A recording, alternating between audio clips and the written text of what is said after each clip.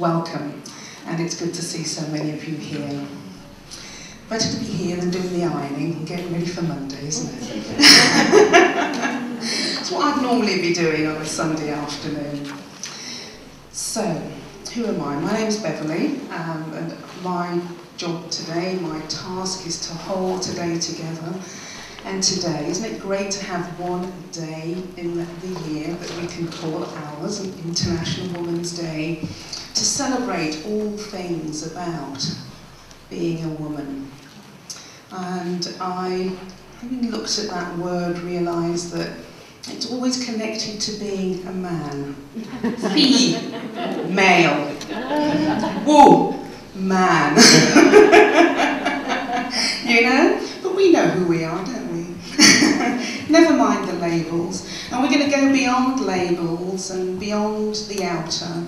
And whatever issue you are coming with today, whatever has brought you here, we're going to go really deep and explore in a number of different ways. But before I get onto the programme and tell you what we have in store and a few things I need to go through. First of all, does everybody know where they are? You may have come across this on our website or via a friend, but you are at the Brahma Kumaris European, sort of, if you like, main office. It's a very large building, as you can see.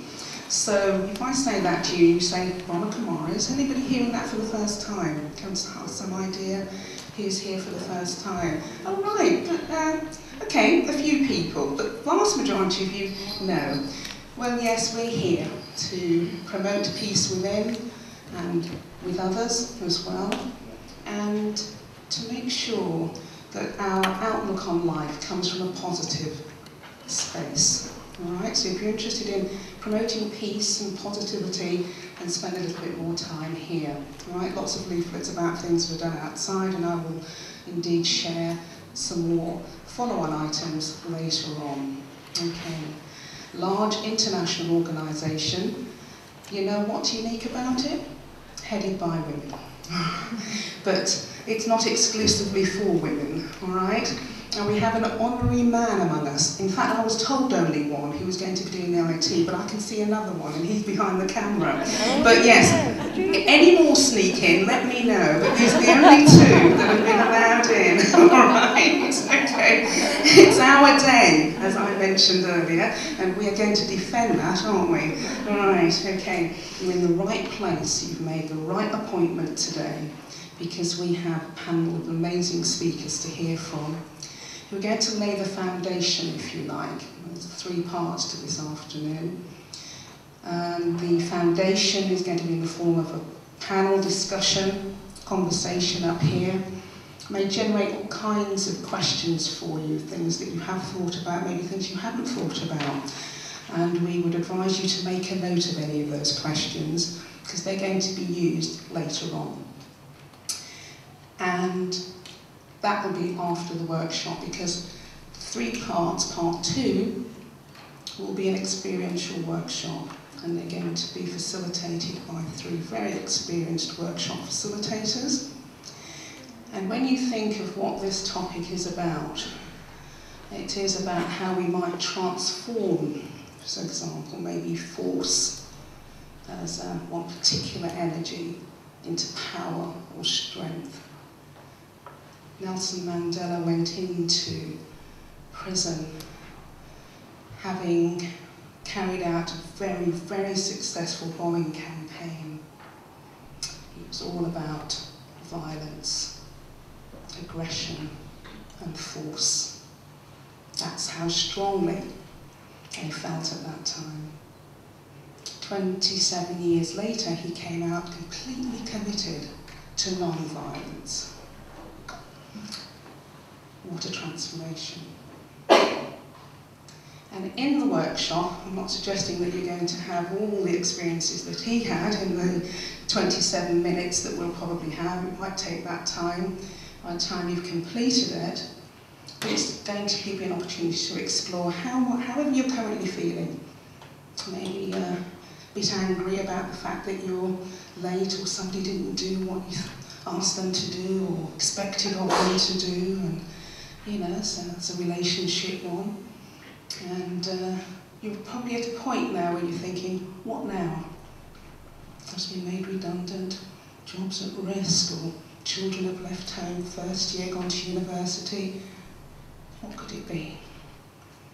We all have those different challenges in our lives, and you'll know somebody who has. And I'm not suggesting for 1 minute, in half an hour you're going to be able to solve everything. But we're going to help you to explore. Today is going to do just that. To start and begin a journey, a conversation that you'll continue long after you've left us. We're then going to give you some refreshments. You'll come back, and then we're going to have a cyber yogi guide us through a few activities that are going to help us to connect to the next session. All right? And that's going to take the form of conversation, again now with you in mind. You very much at the heart of that. So don't think you've been left out. Do feel as though anything that you come with, well, feedback from the sessions of course, but you'll be able to inform that discussion, and that's really, really important. It's our day, let's make the most of it. Now I've already gone on far longer than I should have done, but what I do want to just highlight now is that there are also there is also a water fountain outside. You will have refreshments, as I said, a bit later on. Okay, so if there aren't any questions, what I'd like to do is to invite our panel to take their places. And as I mentioned before, what a panel. I'm going to ask if you can come in order, all right? I know, Scherto, you're going to sit on the end there, so maybe if we have Jen first, because Jen, you're going to sit here. Jenniffer Lewis, budding author, Parents in Partnership creator, working in schools currently, but has a wealth of knowledge of how to develop self onto her third career, we were hearing earlier on, and she's come to share with us her thoughts on strength, power, and force. Thanks very much indeed. If you'd like to, up this way, okay? You've been told that, haven't you? Yes, let's give her a round of applause. Let's give her a round of applause. And then Maureen, okay, European Director of Brahma Kumaris, is constantly, yes, next, if you'd like to come and take whichever route you like, okay, that way. And it's often sought after, just back from India. She was in Ireland a few weeks ago. I think was it Italy the week before that? I mean, it's hard to keep up really, but welcome Maureen.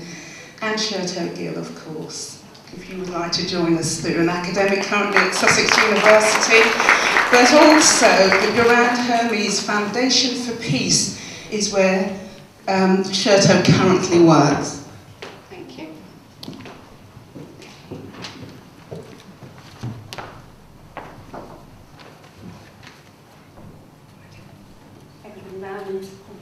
Needs to be mic'd up. Maybe I should have held on to that after all. Do you want to hear me? Yeah. Yeah? You can? Okay, that's good. So, gosh, audience has grown even more since I walked up those stairs. A very, very warm welcome to you. Okay. So, very rich topic, a huge topic. Often asked, who's behind a powerful man, an even more powerful woman probably. So, what does inner power, inner strength, what does that feel like for each one of you? And I'm going to ask Jen for you to start, since you're closest to me.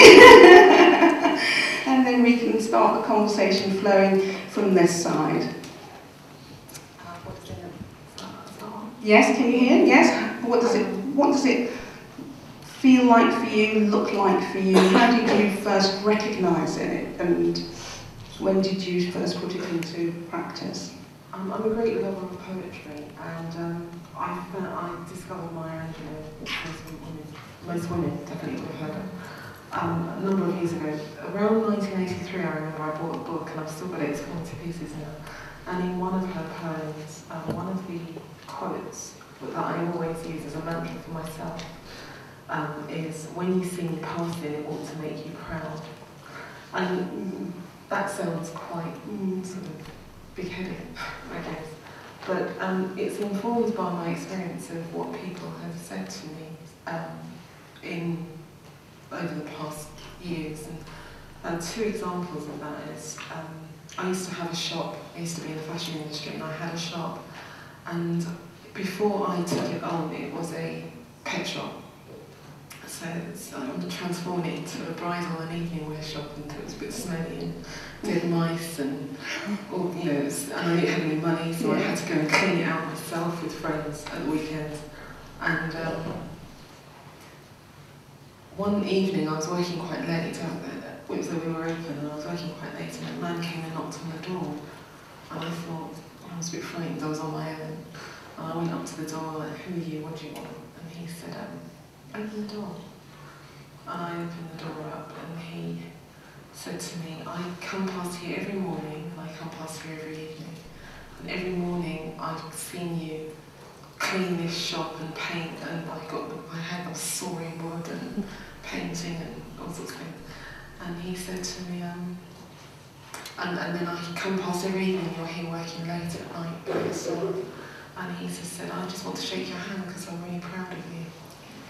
And that made me aware of the fact that being a role model, you're a role model wherever you are, when you don't even know that you're being a role model. And this gentleman came, a complete stranger, really blessed me. And I never forgot that, and I often use it with my students. I often use that as an example of people are watching you, whether you know they're watching you or not, and that they are getting something from you, whether it's just seeing you pass on a daily basis.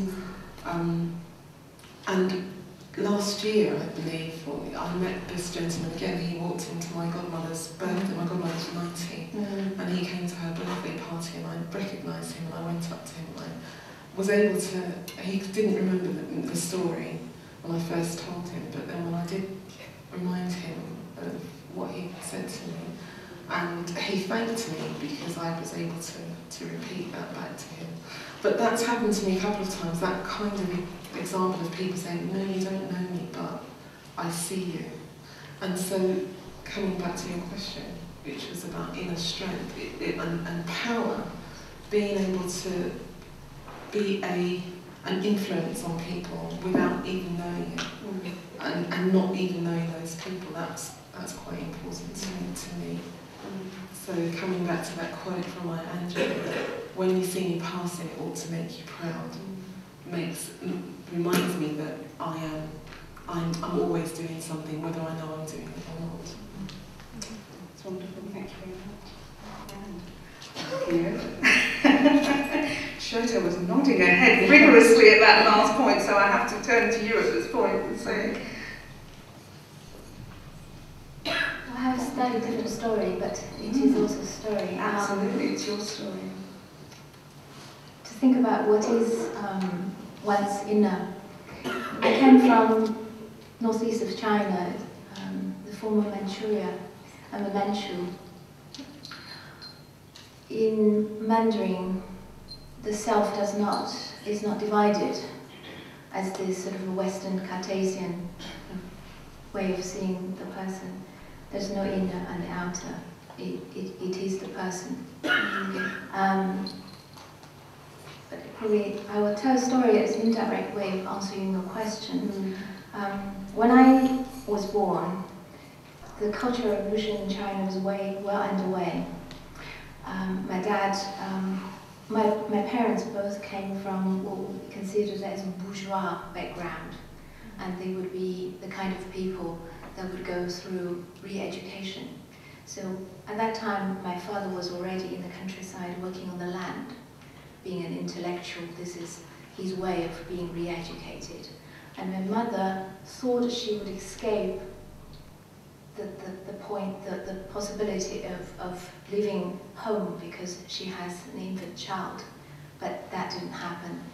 So I was about 3. My mother was sent to Inner Mongolia, the Mongolian plateau, to be re-educated. It turned out to be a fantastic experience for her, apart from leaving me. Now I was left with no parents around, so I was in the care of a Manchu woman. She has mysterious ways, called her my nanny. So I was 3, with both parents not around. I would cry every night at bedtime. And it must be sort of agonizing type of whining and crying. So this particular night, it was really bad. So my nanny came and said, if you stop crying, I will show you magic. You can imagine, all 3-year-old would stop. What is the magic? She pulled out a silk scarf from my mum's, very carefully hidden inside my pillowcase. Those days, anything of that kind will either be burned or be collected as part of the bourgeois culture. But she hid it in my pillowcase and she said, look, you hold this and be really, really quiet. Hold this to yourself and be really quiet. And you listen out to your mother and you'll see the magic.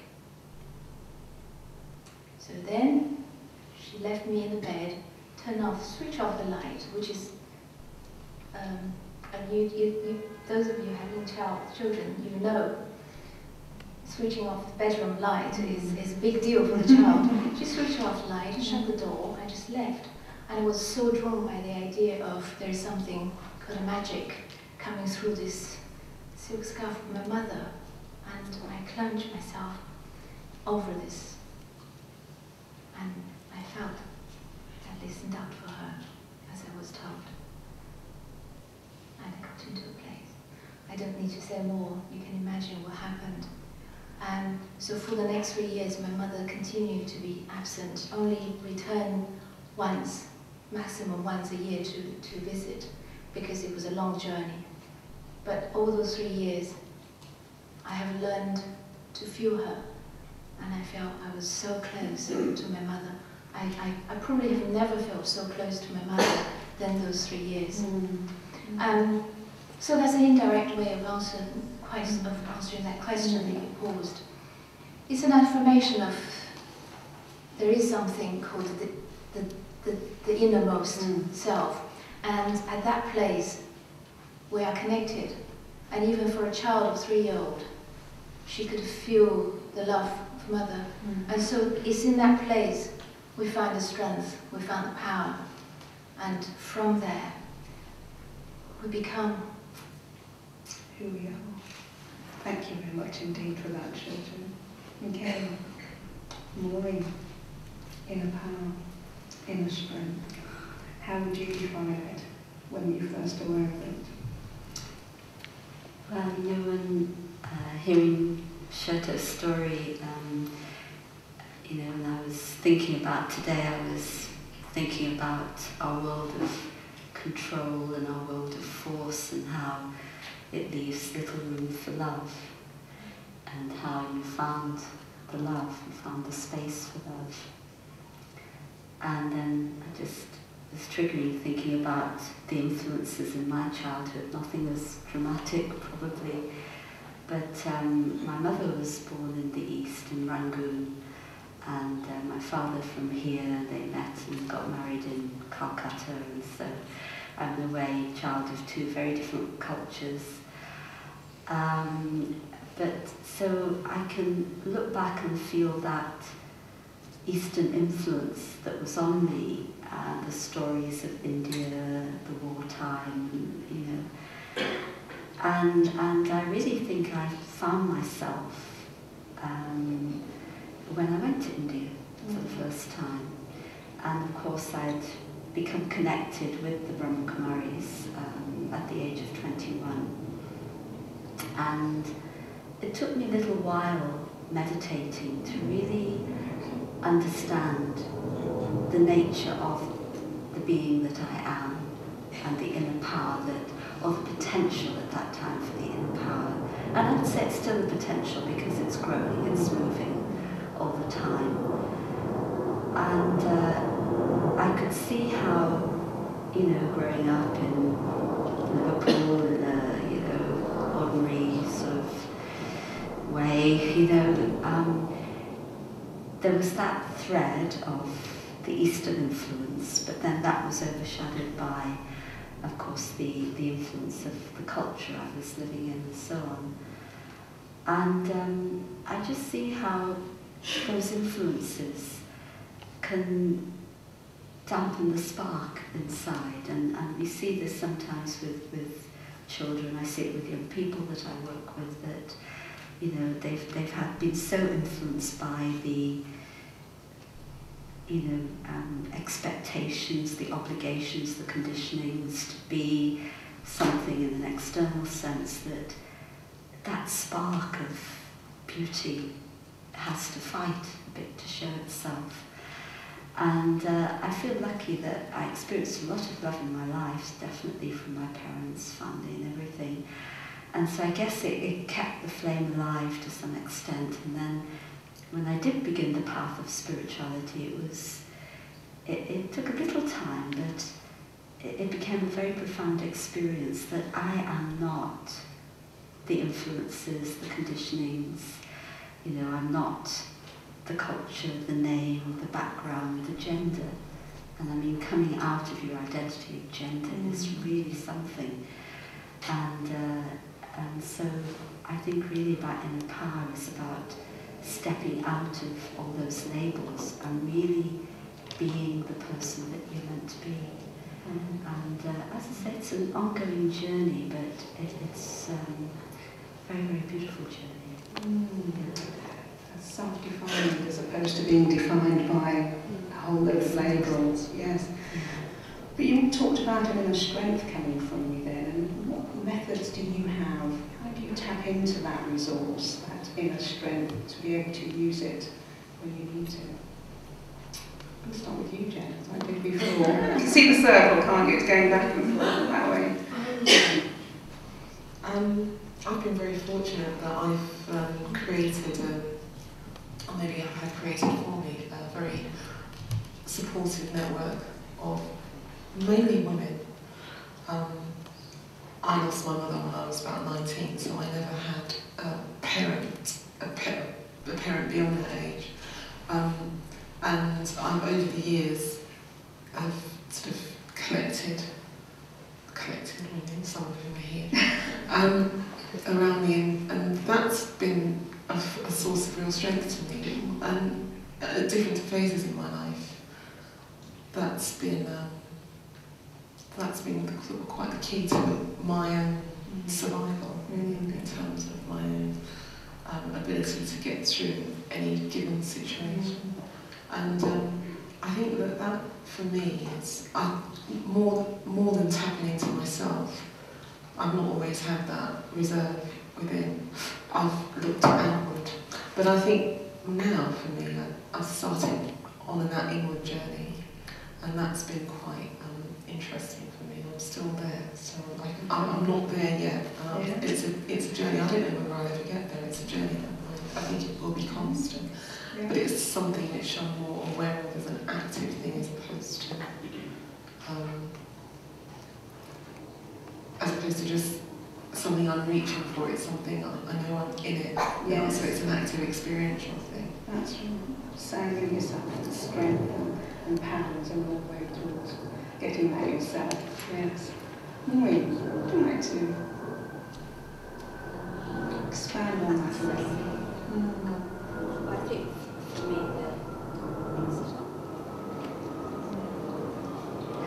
I think for me, the main way in which I really, keep on that journey, keep that inner power alive and growing, is through meditation, really, and spending time quietly, especially early in the morning. That's a time where you can really take a lot of strength. And the meditation that we practice here, Raj Yoga, is about not just, first of all, releasing or emerging the original qualities within, of peace, of love, purity, happiness, wisdom. And, we had a teaching recently, don't allow any negativity to suppress your happiness. And so, if I get angry or I become judgmental or whatever it is, I may feel that I'm, trying to correct another person, but all I'm doing is harming myself and suppressing the goodness within. So one is about emerging that within and then connecting with the source of truth, the source of strength. And if you would have been here at 4 a.m. this morning, you would have seen a group of us here in this room meditating together for 45 minutes. And then if you'd have come here at about 7, you would have seen a few hundred people together. And so one is the personal exploration, meditation, and then the power of the gathering and the power of the community, because I'm very lucky to live in a community of sisters. But when you live in a community, it's very supportive, but it also means that you face yourself all the time, there's nowhere to go and hide, because somebody's going to be mirroring back to you whatever's going on within. So many different ways, but I think that I've always kept a very deep self-interest in my own self-progress, whether in the work that I do and intimately spiritually. I always want to keep moving, and that really motivates me. So, yes. Quest for constant growth and development is the motivation for working on that area. Thanks very much. So, Scherto, for you, how do you tap into that inner strength and inner power? I'm just thinking what Maureen said, being in a quiet place and meditating. I'm thinking in a way that all of us do some of that. Probably what you do doesn't have a name. What you do doesn't have a particular tradition to follow. You don't follow a particular tradition. But I would call that listening. I call that sort of listening, to come to a quiet place and listen to the innermost of ourselves, that the quiet will allow us to feel ourselves. And I liked a term, Secretary Bill Bentley, our mutual friend, he mentioned a word to me which I really liked. It's called a sacred other. So, a sacred other depends on what your faith is, what you believe or not believe in. A sacred other is the one who knows you better than you know yourself. We know ourselves. This friend mentioned the St. Augustine's confession, and in St. Augustine's word, and he says, "There is always the one who knows me better than I do know myself." And the idea is to know the one who knows me, and to know, then to be able to know as we are known. And so in a sense that listening to ourselves, a bit like the kind of my nanny's way of telling me to be quiet, and I go to the place and I feel, and that is one way of, I feel that's a very good way of tapping into one's own inner. But like Maureen said, you don't do that always with yourself. You could do that with a group of people. Where I work, and to some extent I take it to the university. At the foundation, each time we meet, we always start with quiet. Because this quiet can bring us together. And at university, I was courageous enough once, because there were two of my students in the seminar room. They were counsellors. So I thought I'll take a risk at university seminar room to have come together and say, let's be quiet for a minute. And it sounds really mental. And but because those two students, I feel encouraged. I said, I wonder if your mind would just have just a minute quiet. And everybody, as if this is something coming from nowhere, they just feel, yes, of course. And I was kind of shaking inside. I was like, my God, I'm going to do something absolutely ridiculous at university. But I think people are looking for opportunities to be quiet with oneself and quiet together with our sacred other. And in my work, if you just allow me a few more minutes, in my work, I'm a social researcher, so I do lots of, part of my social research involves listening. I won't call it a research interview. I would use someone else's word, it's called sort of intense story exchanging, intense story sharing. So basically, when you listen to other people's experience, you almost like, if you really listen, no judgment, no expectation, just listen.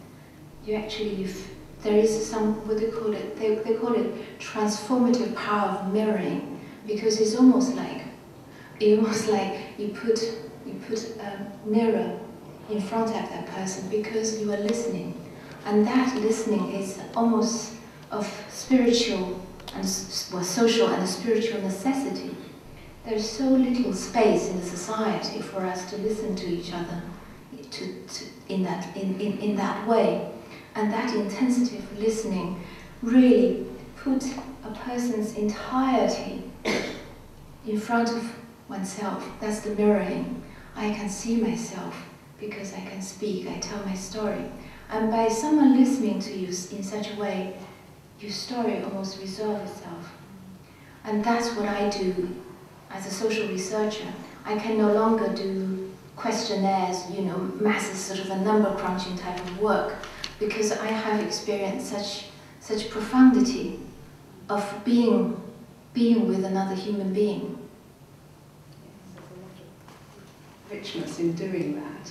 That's a real quality of research. Yes.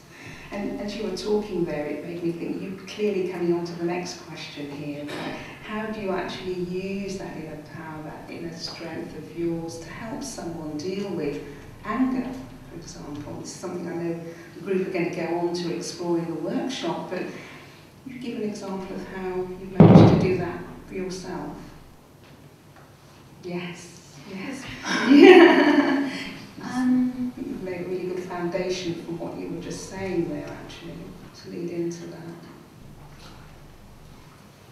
Anger's only an example that you could use somebody at a crossroad, maybe, Do you think of this too? I will use an example which we're still exploring. I work as a sort of a mentor, co-learner at a local school with a headmaster. So the head teacher of that school will have me as a sort of someone who provides moral support, someone who listens, someone who she could use as a sounding board. And the school has a very strong parent community. And they also do something which normally other schools don't do, is having an open forum for the parents to come together, and anybody within the community, to come together and talk about the school. And I've been working with the school for about 10 years, and so there are different headmasters I work with, and we always feel terribly nervous when this open forum comes. It comes every term. When the open forum comes, the reason we're nervous is the parents could say things that sound really critical. And rightly or wrongly, we respond in a certain way. We have a reaction to it. And those sort of enthusiastic, constructive critique may sound something completely sharp in our ears, because we're there. We are the ones who's responsible for the school. So it can immediately transform itself into anger inside. And what it would do is I'll become really defensive. And I will be defensive for the headmaster. And often these head teachers, they're called master, but they are actually headmistresses, the old ladies. So I'll feel really angry for her on her behalf. And how could you possibly say this? We were doing that. And so in order to not get into that moment, so what we tend to do, we do actually 3 things. We're still exploring. I've worked with 3 headmasters at school. And the first thing is, we say to ourselves, okay, before the forum, we must remember why we have the forum. Remember the intention behind the forum. So set the goal beyond our own self-interest, and even the interest of the school. Set goal really high. Therefore, you you remember to tap into that something. And secondly, when we're there, we will create a safe space. Do you know, you go to meetings all the time, people will say, we will create a safe space. But nobody says how we create safe space. Yes. Because the safe space is not created. So the creating is almost wrong. Is we live it. We come together and the space is held by ourselves. It's by our being. So when we said we were going to create safe space, basically we're just being there, feeling secure in who we are as a person, rather than feeling anxious. And then just rely on some grace. Absolutely. Thank you for that. I'm going to switch now, because I'm conscious of time, looking at this notion of inner force and power. I'm looking at you, Maureen, here, because I know that this is something that has been explored quite a lot, and how you have managed to deal with this notion of force versus power, and how transforming this inner power that Scherto just gives a very lovely example of how when you go beyond the individual to the greater good, you know, your notion of strategy changes. So just looking at that notion of coming from powerful space rather than one of fearful space and fear. Yeah. Because often you were describing the reaction. It was when you become defensive, it's because of fear, isn't it? And fear arises because of the ego. You know, you've identified with something so intensely, whether it's your family, whether it's your school, whether it's your dress, your profession, whatever, so that if anybody challenges that in any way, you then feel very defensive, or you get angry, and so on. And this is all the play of force. You know, somebody is challenging, that's something of force and control. Your response is similar, because when people get angry with us or say something, it's like almost like they're writing us a script, and then we oblige, and we just play the part that they expect us to play.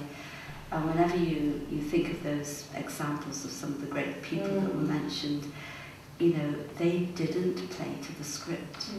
They did something different. And I remember once being in a meeting quite a few years back, and it was several organisations together. It was a meeting about a peace conference. And there was like World War III going on in this meeting, you know. That's a peace. Yes, that's what it's about. Exactly. So it was really, and so there was myself and another sister from the BKs, and we weren't in a sense really involved in the issues, but it was, you know. And so I thought to myself, well, what can I do here to stay quiet? So I actually went into silence, into meditation. It's just very quiet, and then the other sister, seeing me, she did the same. So we just sat there, and you know, this thing of atmosphere, we held an atmosphere. And this all went on for about another 15, 20 minutes. Then suddenly, they all just went quiet. And they looked at us and they said to me, "Sister, what do you think?" You know, it was like they suddenly became aware that there was something else going on in the room. It took a little while to get through with all the stuff. And then I can't remember what I said now, it was years ago, but I remember the scene. It was like as if somebody pressed a pause button and they just realised. And see, that's the thing, there's always, when you have that inner power, there's always another way of doing something. There's another way of responding. And, you know, when you can think about the big examples, and I think the person on the world stage today who's showing that way of non-violence is Aung San Suu Kyi, who we talked about and before, and she really has a benevolence in her towards the people who would be seen as her oppressors. And that's a remarkable force for change. And so you're taking an energy that's coming to you and you're transforming it into something that's positive, but not only positive, it's filled with, you can call it a spiritual quality, but it's filled with a transformative quality. Love is transformative, peace, deep peace is transformative, wisdom is transformative. So you're filling that, you're transforming that energy into something else. So you're not allowing it to penetrate you, but you're actually making a very conscious choice that I'm going to respond in another way. And that response dissipates that negative energy, because non-violence is actually far, far stronger than violence. But it has to be not just non-violence, not doing a violent act or saying words of anger, but it's an inner thing, that I'm not reacting within my own thinking. I'm not judging, I'm not getting into the thinking, why are they doing that, they shouldn't be doing that, etc., etc. But really maintaining that peace and that loving feeling within. And I've seen this in personal relationships. Sometimes, you know, somebody's very angry and you just stay very calm and very loving, and they end up apologising to you. Not that you want an apology, but somebody, this one quote I remember, somebody said, you know, when you get angry, the only thing you're doing is saying to the world, I'm a fool. And it is, you know, and people who are angry are weak, you know. You can, if you have an angry person, you can manipulate their emotions with a single word. You can, you know, so it's not a strength, it's a weak way. Yes, absolutely. If you'd want to come in and say, then it's just been said going on. Yes. There were so many things that said. I think one of the things that you were talking about is about writing script for people, and I had a conversation this weekend, and I know someone very, very well who has been the object of another person's dislike at its most benign, and its worst. It's been quite horrible, but who has learned to respond in this very positive way. And she shared a story with me just yesterday, I think, about trying to do something nice for someone and they sort of threw it back. And my first instinct was to say, well, you wouldn't do that again. And I said, actually, no, do it again. Do it again. Never let somebody else's, because you give people power, but never let somebody else's response alter your positivity, alter how you want to be towards the world. And I think that's quite positive, and that's one of the most hardest thing to do, is to not be moved by other people's response to a situation, to a good thought, a positive gesture, or anything like that. It's very difficult. But in actual fact, that's where your strength comes from. Because people are going to be horrible, the world will be corrupt, and all sorts of horrible things will happen, but you can only do you. And actually, only you do you very well. And you choose who you want to be and how you want to be to the world. Which is sort of your message to the world is you. So do the best you that you can be. And so it's interesting when you say other people are writing your script for you, because it's almost like setting a rope for you to trip over all the time. And you're being able to sidestep that and bypass it, or walk around it, or slide under it, is your job. And how you do that, how well you do that, tells the world. And is your gift to the world, and is your gift to yourself. And also that the transformation that happens, because actually then what you're telling people, they will then take that as I was talking about role modelling earlier, that's a role model. And because people have this expectation of, I throw bile at you and you're going to fling it back at me, and when you don't. So it's 1, 2, and then I give you 3. So when you don't give 2 back, you fox them. Yeah. And it goes, oh, what do I do with that? Yeah, It's a trick. Absolutely. You can only ever fight if somebody punches you. Exactly. Exactly. Exactly. Exactly. And I live in a world at school where children are constantly saying to me, but he hit me first. But no, great. That's a really good response. And it actually leads us quite nicely to our last question, actually, and I'm going to just throw this out here. And it's actually how you help other people who are coming from that place of fear. You all sound like you know what you're doing, but it's like, okay. How do you support others and someone who hasn't got that inner strength, sense of stability and power to move from that place of fear so they can tap into their own? As I'm looking over here, I'm trying to capture it as I because I feel that Manchuria may have had a magic wisdom thingy up her sleeve for you there. I don't know. Does that help you in any way to move from that Perhaps I would place of say fear? Yes. this is the area where I think I need myself. I need. So I always feel that this is the area that I need help with. I tell you why.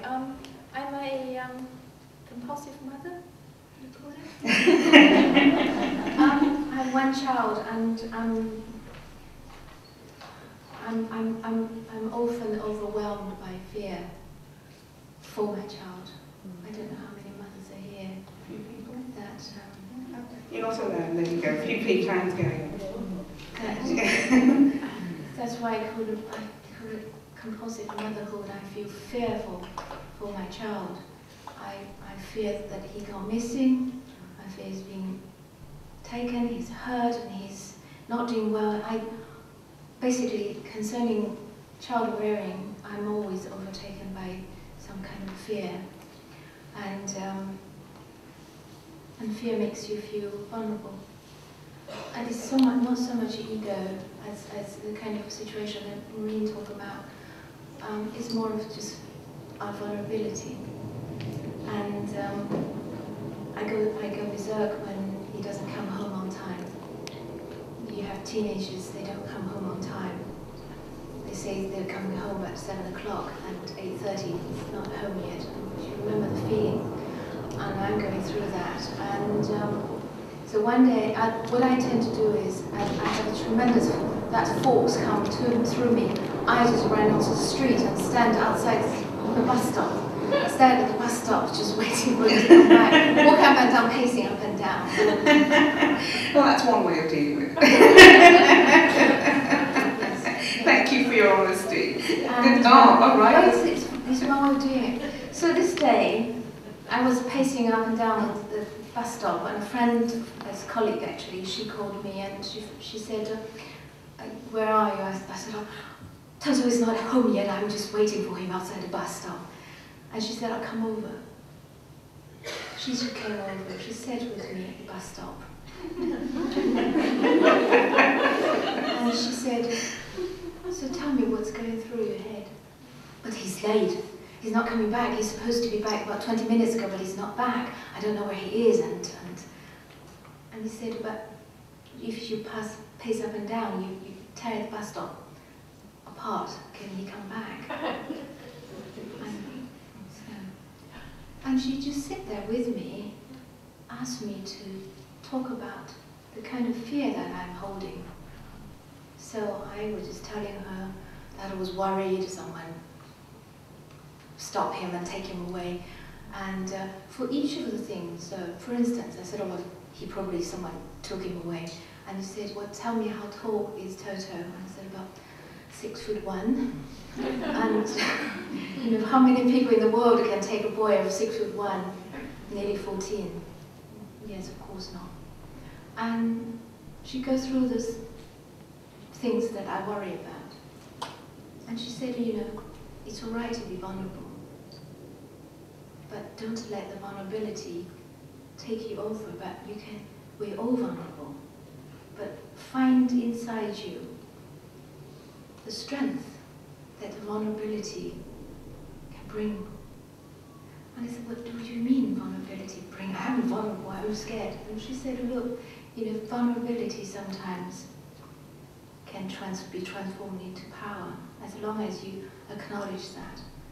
And you just have to hold that inside you and ask deeply, is he all right? Am I really worried about him, or am I worried about myself and my own anxiety?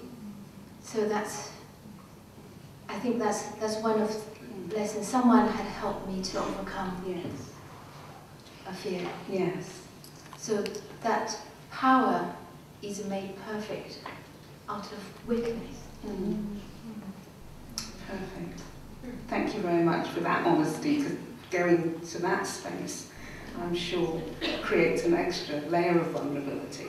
But it's actually in that vulnerability you find what the trigger is and the seeds to be sown to create a stronger part of you. So thank you, yes. And in fact, it has to be. I have 3 more incredible questions. We're going to have to hold them until later. You may have many yourselves. You may have been triggered by something you've heard, but now it's your time, and we've run into your time to go into the workshop. So I'm sure you'd like to join me in thanking our panellists for speaking so thank you openly about the topic so far. I am going to, information is going to come up on. Some information is going to come up shortly on the screen, and for that I'm afraid we have to ask our panellists to actually take your seats here, and I know you're going to pop up in